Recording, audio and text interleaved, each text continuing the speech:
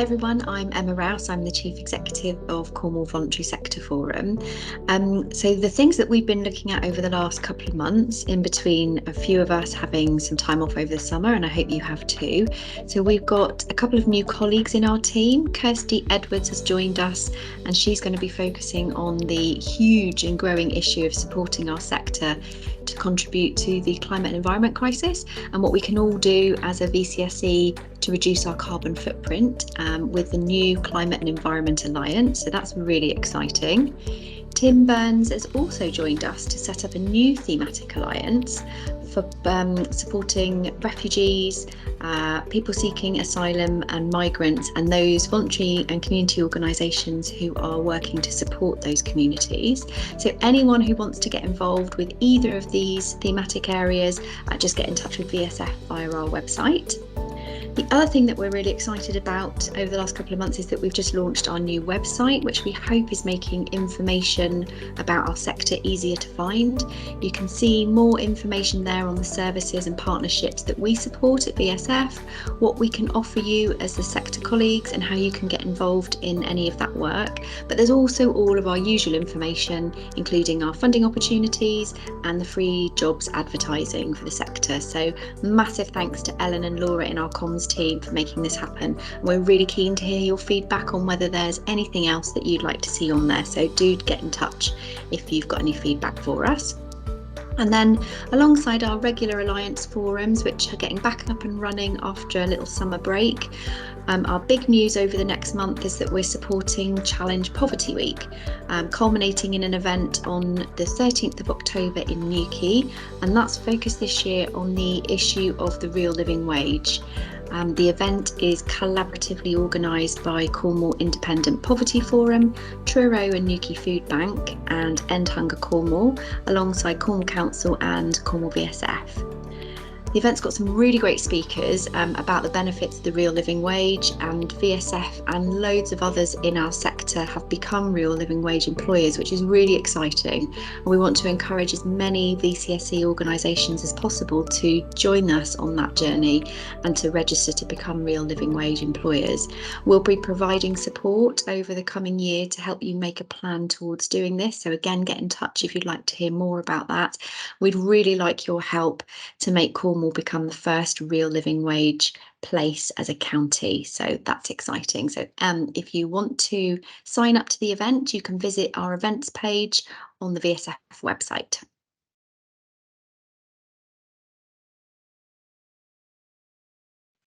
So People in Mind is a collaborative partnership of 9 voluntary sector organisations working together to deliver support for people experiencing or at risk of experiencing mental health challenges or at risk of self-harm or suicide. And that might be for a whole range of reasons, including debt and finance worries, feeling isolated or alone, or perhaps someone is already struggling with a health condition. The support through the partnership is provided in a range of ways. There's one-to-one support for people and families through peer support groups and psychological therapy access. And the service is available to anyone over the age of 16 in Cornwall and the Isles of Scilly. And there's no inclusion criteria other than being 16 plus. The role that Cornwall VSF is providing is contract management and relationship management support for the partnership. And that kicked off at the beginning of April, and the service is up and running right now.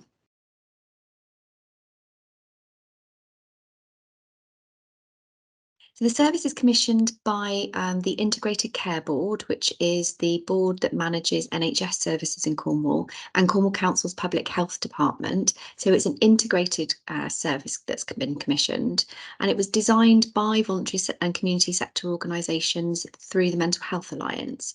It was commissioned specifically to provide a VCSE-led service that works with people most at risk of poor mental health and suicide. And what's really exciting about it is that it provides sustainable funding over 5 years to the voluntary sector to develop and grow the service offer. It provides a truly personalised approach, beginning with a guided conversation about what matters to the person and the support being offered that best suits their needs from the right person at the right time in the right place. But what's also really exciting about it is that it's got an annual community wellbeing grant fund, which is administered by Cornwall Community Foundation on behalf of the partnership. This fund is going to be making grant awards to organisations supporting those communities of identity or place where people are most at risk of poor mental health. The fund for 2023 closed last week to applications, and we've received 38 of those. So CCF will be working through those over the next couple of months, and we're hoping to make awards towards the end of November. There's also a personal budget fund in the People in Mind service, which enables funding to support individuals to achieve their goals if money is a barrier to doing that.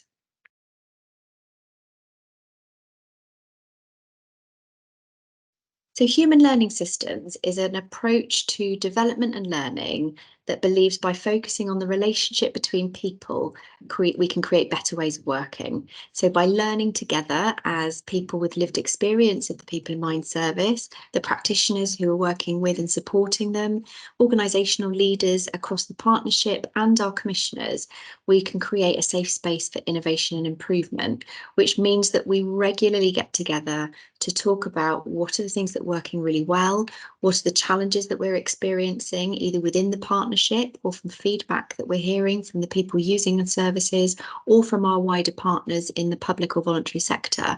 And that means we can develop better services that respond to the priorities we're seeing and the needs that we're seeing, which may change over time, both from the people who want to use the service, but also from our wider partners across the voluntary and public sectors. So we'll be doing that regularly over the lifetime of the contract, coming together to share feedback, good and bad, identify the learning and develop the service to meet the needs of the people that we're there to support.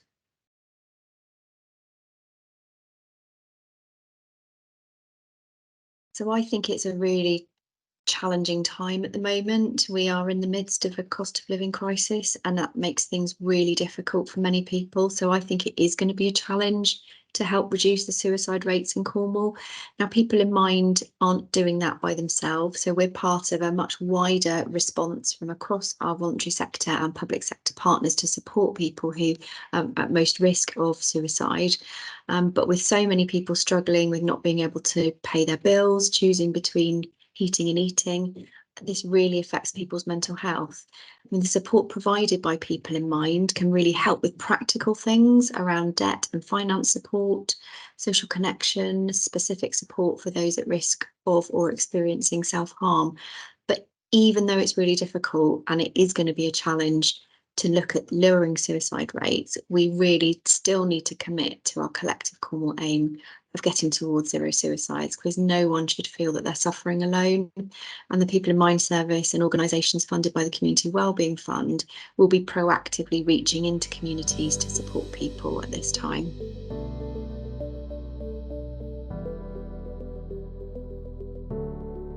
So winter is always a difficult time where people often feel more poorly because of the health challenges they already have, or because of issues like the cost of living. There are so many voluntary and community sector organisations who can help, and one place that you could consider going is to the Community Gateway, who will help to understand what the issues are that you're facing, what matters to you, and which organisations can then support you from within the voluntary and community sector. The Community Gateway is open from 8 till 8, 7 days a week, including Christmas Day and New Year's Day over the winter period. But there are also a whole range of voluntary sector organisations, including your community hub network, and all sorts of organisations who can support you depending on the challenges that you're facing. So do get in touch and don't struggle on alone.